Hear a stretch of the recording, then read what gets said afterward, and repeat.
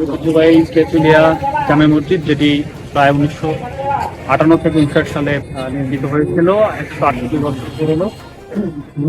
মুঘল স্থাপিত শিল্পের এই নিদর্শনটি প্রায় 6টি গম্বুজ রয়েছে এবং এই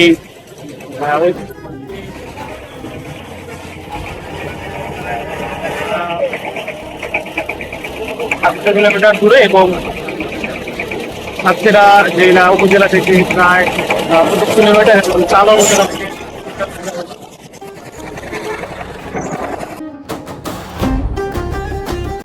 মসজিদটির বাইরে ঠিক এরকম দেখায়। আজকের পরিবেশটা খুবই সুন্দর, যার কারণে মসজিদটি অনেক বেশি সুন্দর লাগছে। মসজিদটি একটু ঘুরে ঘুরে দেখাচ্ছি। 167-68 বছর আগের পুরনো এই মসজিদটি আই থিঙ্ক কনস্ট্রাকশন করা হয়। যেহেতু একটি জামে মসজিদ, প্রচুর মানুষের সমাগম থাকে এই মসজিদটিতে, সবাই নামাজ পড়তে আসে।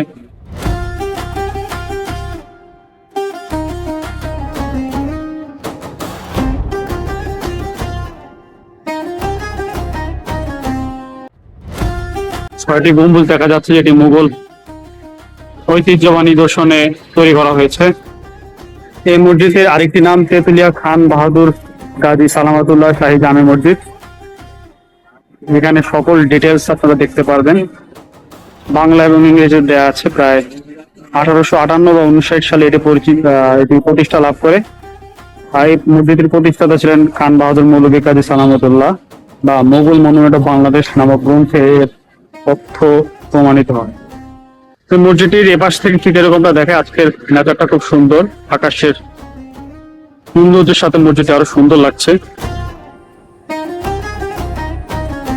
আমার 64 জেলা ভ্রমণের প্রায় 55তম জেলা ভ্রমণ গল্পের আজকের এই পর্বে আমরা দেখাচ্ছি তেঁতুলিয়া জামে মসজিদ, একটি ঐতিহ্যবাহী মসজিদ। আপনারা বিকেলবেলার গধূলি লগ্নে খুব সুন্দর একটি প্রাকৃতিক পরিবেশ দেখতে পাচ্ছেন, যেটা আমি প্রায় যশোর জেলা থেকে 67 কিলোমিটার দূরে এসে দেখছি।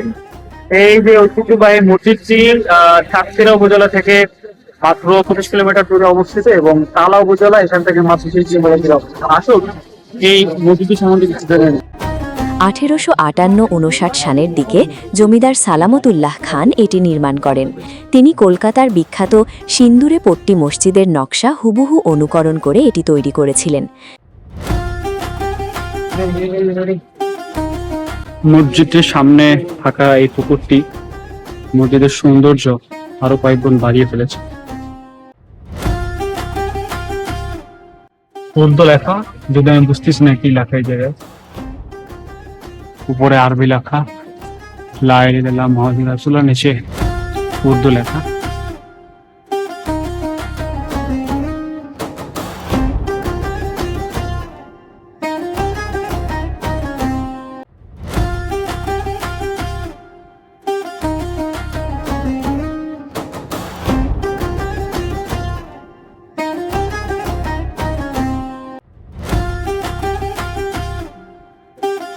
মসজিদের ভিতরের কারুকাজ।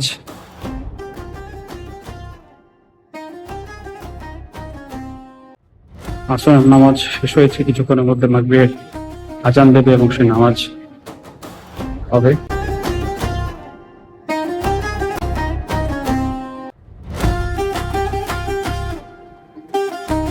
এখান থেকে বাইরের প্রকৃতিটা ঠিক এরকম দেখায় মসজিদের মাঝখান থেকে। দ্বিতীয়ত, এর অনন্য গঠন। মসজিদটির ছাদে রয়েছে 6টি গম্বুজ আর চারপাশ ঘিরে আছে 20টি সুউচ্চ মিনার, যা দূর থেকেই চোখে পড়ে। এই যে এখানে 6টা গম্বুজ দেখা যাচ্ছে, 2